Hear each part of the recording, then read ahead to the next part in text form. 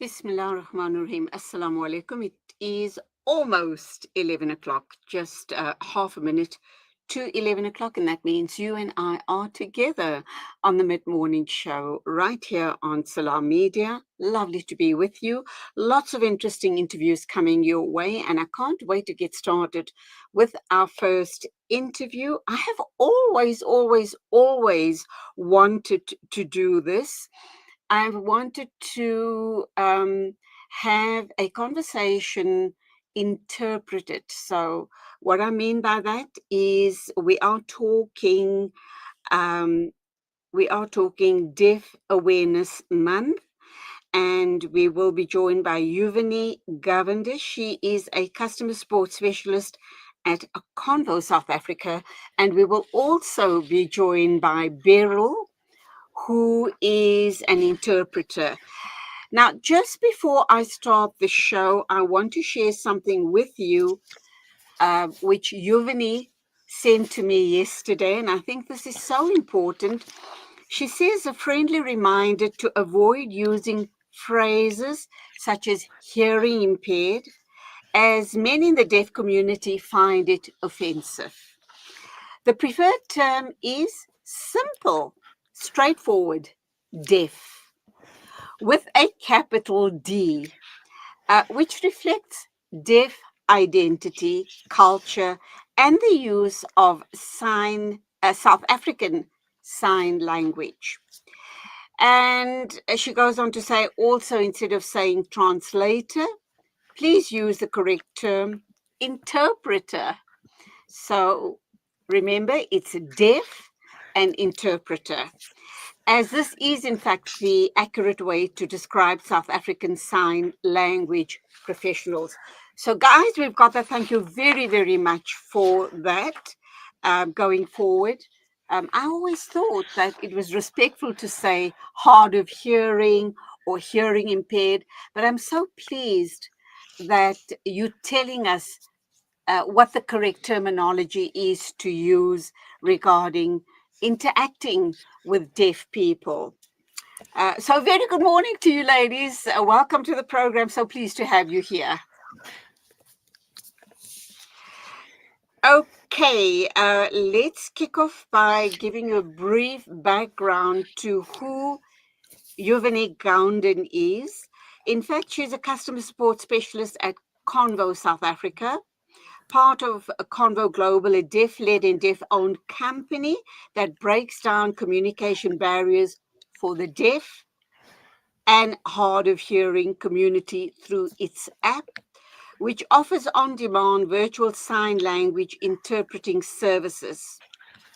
She's passionate about storytelling, advocacy, and creating opportunities where deaf and hearing people can connect equally. In her role, Yuvini proudly supports Convo's mission of making accessibility a reality in everyday life. So, thank you indeed. Welcome. And let's kick off by talking about this very important matter, and that is deaf people and the difficulties that they encounter in everyday life if people are not really certain how to communicate with them. So, Yuvini, what does Deaf Awareness Month mean to you and to Convo South Africa as an organization? Hi, everyone. Thank you so much for having me. I'm very excited to share Convo with everyone today that's listening, especially during Deaf Awareness Month. So, this month is a very special month for us as deaf people because we feel that this is the time that we can actually advocate much more and also educate people more on what we are all about. Not many people understand how to approach deaf people, what the challenges are that we face. So we want to bring up deaf awareness in a case where you shouldn't feel scared to interact with us. We are here to also tell you how we prefer to communicate and also how we want to bridge the gap between the hearing world and the deaf world. So, with Convo in Deaf Awareness Month and what it means to us as an organization, we've seen that many deaf people in their everyday lives they experience many barriers, specifically with communication. And Okay, so, what's very important for us is that the theme that we're facing this month is that those barriers we want to overcome, and we want to overcome those barriers with effective communication. So we want also with Deaf Awareness Month, we want to expose South African Sign Language and encouraging hearing people to learn the language, but also hearing people that do know the language. It's not something that's going to happen overnight. It takes quite a while to become fluent. It takes a few months, few weeks, could take up years to actually become fluent in the language. But while this is happening, Convo has a service.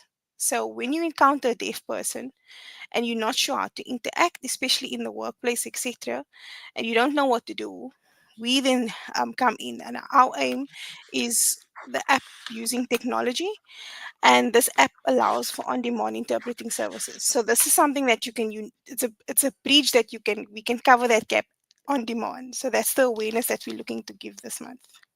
thank you, Yuvini. I want to talk to you now, Beryl. I'm fascinated by you as an interpreter. How did you, Beryl, find yourself in this space? And how long did it take you to become an interpreter?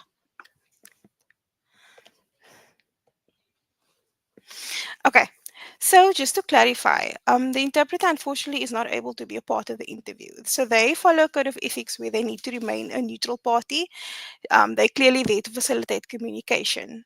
So unfortunately, she won't be able to answer your question while she's interpreting. Maybe in another capacity or another time she can, but not while she's interpreting.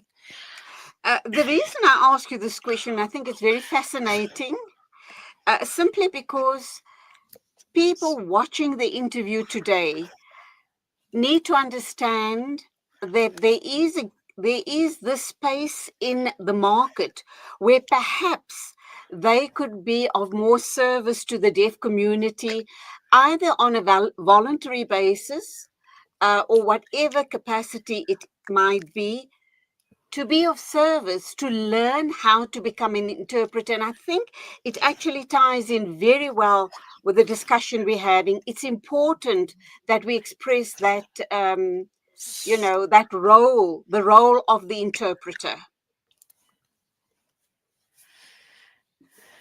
Okay. So the role of the interpreter is primarily usually they have to study to become qualified interpreters, especially with learning the language itself. It's not a very straightforward path, however.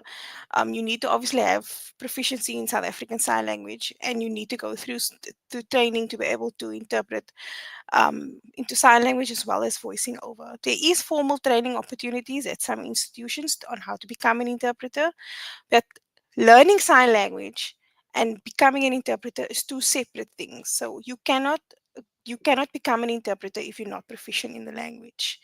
Or some people think they've learned the language or they've learned the basics of the language and now they can be an interpreter, and it doesn't work that way. It's two completely different aspects. The interpreter's role is more like I said, facilitating communication. So they need to be able to sign as well as voice over for a deaf person at any time. It's quite an exhausting um, job. Also, they follow a code of ethics, which is a set of rules and majority of the rules would say that everything that is being interpreted or that's being said, it needs to be it needs to follow the tone, and also the person needs to be confidential as well. So they're not allowed to speak about what the jobs are that they're interpreting for, and also there's a clothing. For example, like the color clothing they need to wear, um, things like that. And also, you need to know if, for example, if you are not able to interpret that specific level of the assignment, then you can't do that job. So it's different levels of interpreters, and the reason why that's important is because not all interpreters can do the same thing. Also, not everyone that can sign can interpret, And sometimes interpreters need to be able to adjust to different levels or different types of situations. So we look at interpreters that are fluent, that have the skill, that have gone through the training. So again, not everybody that can sign can become an interpreter. You have to go through formal training. There's a structured way of how they are trained to become interpreters. Undoubtedly, it sounds very, very complicated indeed. In fact, sometimes when I'm watching TV and they're talking about a legal matter or there's a court case in progress, you have an interpreter there and she needs to know her stuff. She needs to be au fait with legal jargon to be able to interpret in a courtroom, etc. So, yeah, I can hear just how complicated this can and in fact, the space is. So you are right. One can go on to learn the sign language, but not everyone can become an interpreter. To learn sign language, do you go to a special school, a special college? And I'm kind of wondering if a family has a child who is deaf, um, would they have to start going to a special place of learning to be able to communicate with their child? And do we know on average how long it takes to learn sign language? Okay, so yes, there are many deaf schools around the country. In Gauteng, we have 7. Usually, we would recommend going into the deaf schools. They've got in-house programs where they teach South African Sign Language. But if you are not part of the deaf schools, or you don't have a child in the deaf schools, there are deaf organizations that you can approach. There's Definition. They have an app where you can download the app and so you can learn sign language on the app. And then there's National Institute for the Deaf, NID. They are based in Worcester. They've also got an app, a South African Sign Language Dictionary, which has numerous signs on there. So there's different, they also have classes as well that you can sign up for. But if you want specifically for the deaf child, and if your child is deaf and you don't know how to communicate with that child, obviously communication is very important, especially between parents and their child. And we want to encourage that language acquisition needs to take place very early in a child's life. So in that case, we would then encourage getting in contact with an organization called High Hopes. They deal with deaf babies and hearing parents and how to facilitate and start the communication, and also social matters linked to adjusting with deaf babies, etc. So please also, if you do encounter a situation where you want to learn sign language, please do approach deaf organizations and deaf people, because it is the language of the deaf. Do not go to hearing people, because they essentially also learn the language from a deaf person. So just an important point to bear in mind.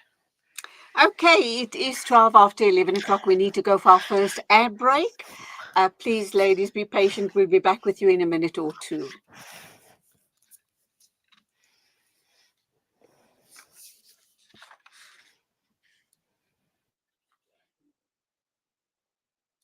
Financial goals feeling out of reach? Yasin Badat Financial Advisory is here to turn your aspirations into achievements. Our dedicated team, armed with a history of success, is ready to guide you through the complex nature of financial and investment planning. Whether you're a seasoned investor or new to the game, our personalized solutions cater to your unique goals and risk appetite. Trust in our commitment to transparency, integrity, and excellence. Ready to unlock a world of financial freedom? Partner with us today. Call Yasin Badat Financial Advisory at +27333462071 or visit www.yasinbadat.com. Yasin Badat Financial Advisory, guiding you to financial success. They say breakfast is the most important meal of the day, yet many children go to school hungry because of poverty. Penny Appeal South Africa's Breakfast Club aims to get a warm, hearty meal to underprivileged children so they can spend their day prospering in their schoolwork. Help feed a needy learner for only 5 Rand a day, or 150 Rand a month. Or visit our website www.pennyappeal.org.za or call 031 1100 573 to find out how you can donate. Penny Appeal South Africa. Small change, Big difference. Abu Huraira narrated that he heard the Prophet Muhammad, may the peace and blessings of Allah be upon him, say, "In black seed there is a healing for every disease except death. Experience the health benefits of this ancient blessed seed by using the Tib black seed range. Black seed assists the body to boost immunity, regulate blood sugar levels, reduce inflammation, and act as a potent antioxidant. Experience a holistic approach to health by introducing the Tib black seed range into your routine. Available in capsules, pure cold-pressed oil, and a vapor rub. Trust Tib Health Sciences for quality black seed products. For more information, visit blackseed.co.za. Available at leading pharmacies. When the perfect blend of stylish decor, exquisite halal cuisine, and warm hospitality come together, it could only mean Al Bayt Lodge, your true home away from home. Al Bayt is the ideal heaven for families, business people, and tourists with its 4-star family rooms and other luxurious facilities, conveniently situated close to Port Elizabeth Airport, the beach, and other amenities. Your stay will be truly unforgettable, as you'll be taking home lasting memories of the warm hospitality, the serenity and tranquility that Al Bayt has to offer. For reservations, call 041 583 6415 or visit www.albaytlodge.co.za. Hey Gulam, Yeah? did I return your lawnmower last month? No, bye, you didn't. Oh no. Now what'll I do? I wanted to borrow it again, man. With Randry Jewelers, you won't have to borrow or lend because the prices are so well trimmed on all gold and diamond jewelry. Alternatively, we could remake your old jewelry into a brilliant new design. Visit Randry Jewelers at 151 Stevens Lamini Road, Musgrave, Durban. Randry Jewelers, the family name you can trust. Rejuvenating media day by day. This is Salam Media.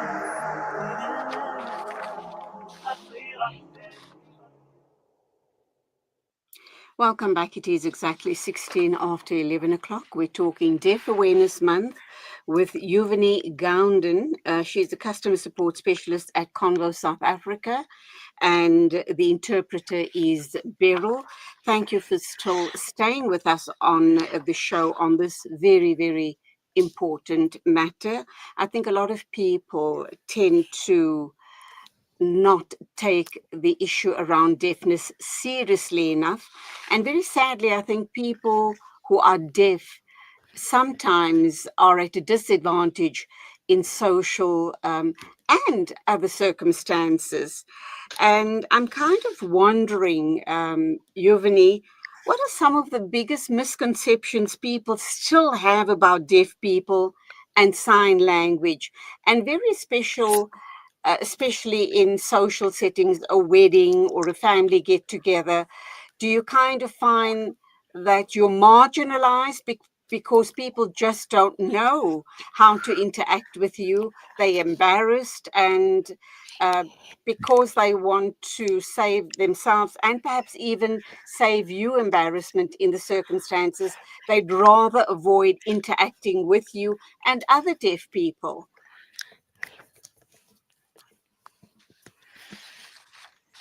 Thank you so much. That's a very good question. Also very important.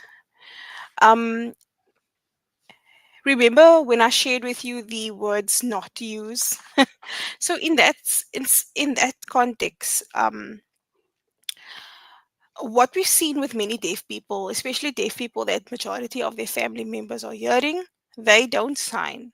So they usually use written communication or gestures to communicate with the deaf family. And sometimes the misconception or the terminology that was used usually is deaf and dumb or deaf mute. And we don't agree with that because we are not mute. So that is a misconception to us, also deaf and dumb, because it's a derogatory term to use. We are not dumb.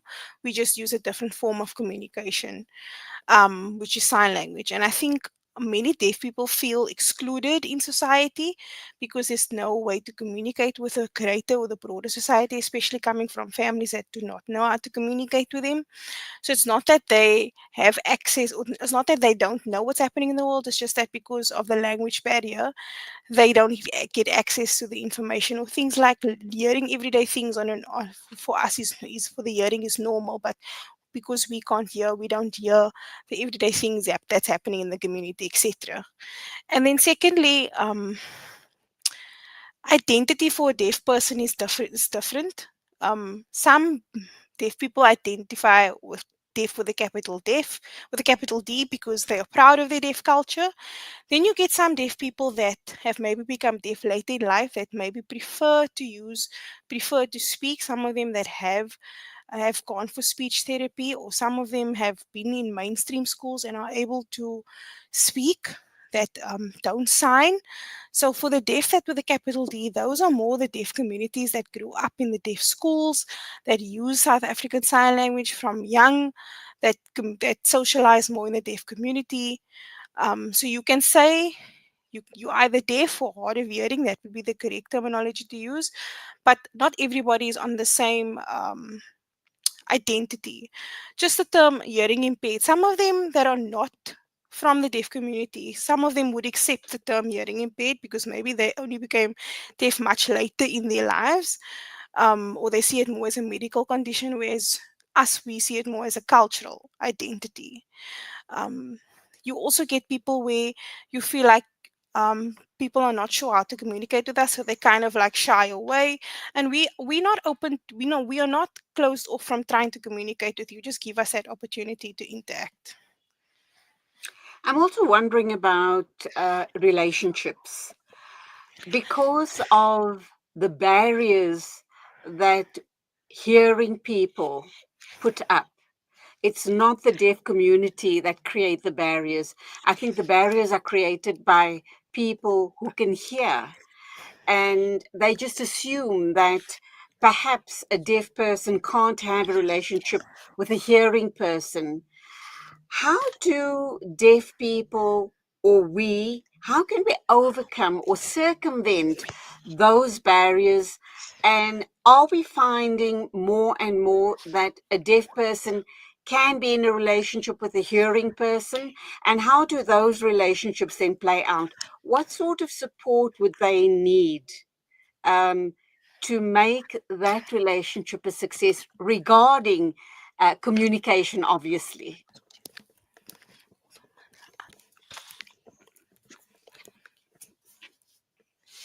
So exactly what you mentioned now, the barriers itself are not from the deaf community. They are created by a majority from the hearing communities. I think that it's something that I think the images that deaf people um, are the ones that are not able to communicate, but it is from the other end as well. The best way that I would suggest is that if you find a deaf person, you encounter a deaf person, ask questions. What do they prefer? What is their method of communication? What do they need? They are human. Not everyone is the same. Also, you can do your research with the deaf communities. There are deaf organizations. There are um, a lot of things that you can look into. For example, um, with Convo itself, people didn't know what Convo was about. They weren't clear on the service that we provide. Um, and when they found out, okay, we provide an interpreting service for any deaf person for any purpose. Also, DeafSir is also another deaf organization, a national deaf organization that assists deaf people, or you want to get more information on what it is that deaf people need or the support that deaf people need. So educate yourself. I feel is very important. Don't be ignorant or think that the myths are true. Specifically, if you want the correct information and you want to do proper homework, go to where the experts are, that they are from the deaf organizations itself and from the deaf community. I'll give an example for myself. I grew up deaf. My mom and my dad are hearing. They figured out today I was identified deaf at the age of 15 months. We don't know the reason why. Um, I then went to an audiologist and then they tested my hearing, which then they figured out, okay, because I wasn't responding to any sounds, like things that would go on around me. I wouldn't look up, I wouldn't react. And that's where they figured out, okay, something was not right. I had an audiology test done on my ears, and then I think the immediate reaction as a parent is that there's something wrong with my child. What do? I need to fix it. And I think that view itself needs to change. Parents shouldn't feel that it's something that needs to be fixed. Their perspective needs to be, what can we do to support the child? It's not something that can be fixed. So my mom did her research. She went to the deaf schools in my area. She went, what is the best school for my child? What is the best organization I can approach? Don't always take the medical advice. Where can I learn sign language, etc. And now I have a very good relationship with her, because that her perspective was not medically, how do I fix this? It was about, what can I do to accommodate her? Because as a child, they can't make their own decisions. Who makes the best decisions for their child? The parents. And so adults also need to educate themselves, especially in situations like that. Are you excited about the leaps and bounds that technology is making? Because clearly, this is going to be a huge asset as far as the deaf community is concerned. And currently, what is the best service that the deaf community is receiving via technology? What are you excited about as far as technology and the deaf community is concerned?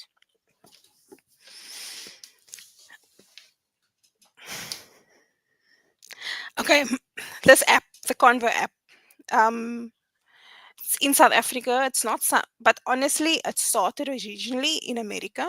The company originated in America uh, many years ago in 2009. It was then established by deaf leaders and deaf owners there. At the time, I saw the development happening on social media, and we heard about it, and we didn't know that this type of app was possible for the deaf people to have. You can have in-person conversations with an interpreter at your fingertips, and there was really nothing happening in South Africa. It took us a very long time to get to this step. So now in my adult age, and I saw that Convo is finally starting in South Africa, I was extremely excited, because I've known about this company since I was young, and finally it's reached our shores. So when I got involved, we started to expose the community on this technology and the app that's available. And what we've witnessed so far is many lives have been changed for the deaf community, those that have been involved, those that have faced in communication barriers every single day of their life. It was a norm for them. Now having to able now being able to communicate at any time with anyone, that made a huge difference for them. So we are based in quite a number of countries, and the aim of this technology is to empower the deaf community. And it's quite amazing to see how it has changed many deaf people's lives, and the empowerment it's given them. And they feel like they don't have to worry about facing a communication barrier part of their everyday life, because this app gives them that access. Okay, it's Deaf Awareness Month, and that is why I have you two lovely ladies on my show today. Talk to us about campaigns, awareness, I guess, events and collaborations with Convo South Africa during Deaf Awareness Month. Where will they be held, and what can we expect to see and hear? And I'm hoping the awareness is going to include the wider public, so that we are exposed to the deaf community, and we too can become more participative as far as the deaf community is concerned.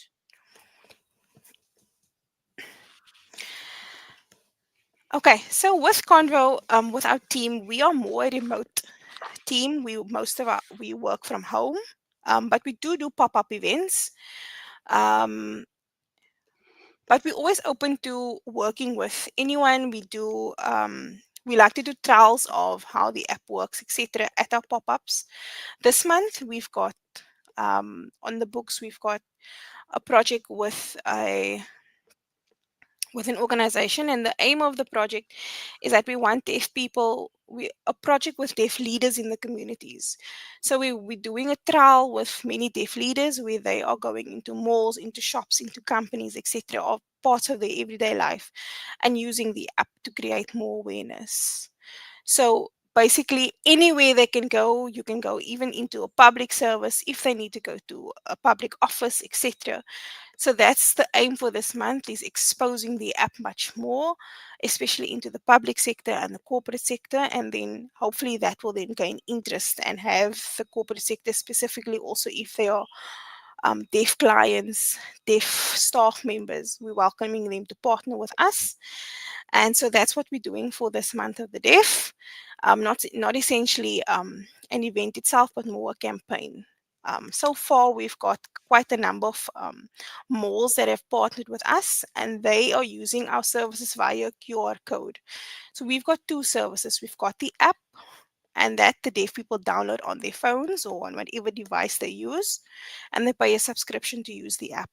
Then we've got a QR code that we've placed in malls that we've partnered with, so you can walk into the mall, and maybe the deaf people are lost or they want to speak to someone in the mall. They scan that QR code that is placed all around the mall, and they would get access to an interpreter immediately, and then speak to someone in the mall, whether it's for at the info desk or security, to ask any questions of where they want to go, etc. And so we've seen this; it has been improving, and it's expanding quite a bit. I don't have the exact numbers of how many malls we are at, but I don't feel like it's a loss for us as a company. I feel like it's something that will take time. It's definitely a service that's starting to expand quite a bit. We're very big on making sure that our customers or the clients that we partner with see the benefit of the service, and then they would usually refer that. And also, we allow our clients to use the service based off um, the usage.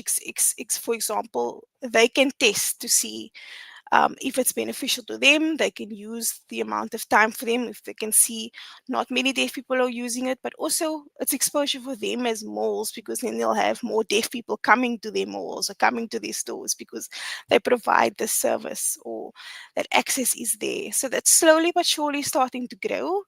And sometimes we also want to say it's not always about the deaf client itself, it's also about the community at large. If you have deaf staff and you don't know how to communicate with deaf staff, this is an opportunity for you to improve that communication.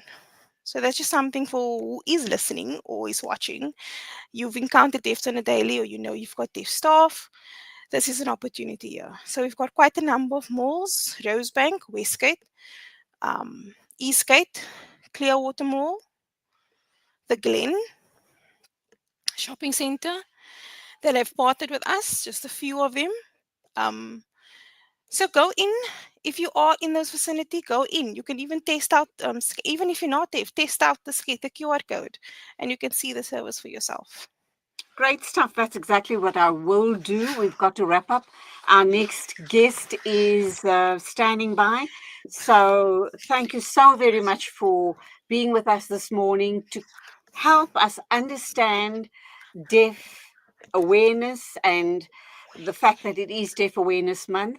So we've learned a little bit something today, and hopefully our future encounters with deaf people will be that much more respectful. God bless, go well. Until the next time. Hope to chat again. Thank you for having us. Bye bye.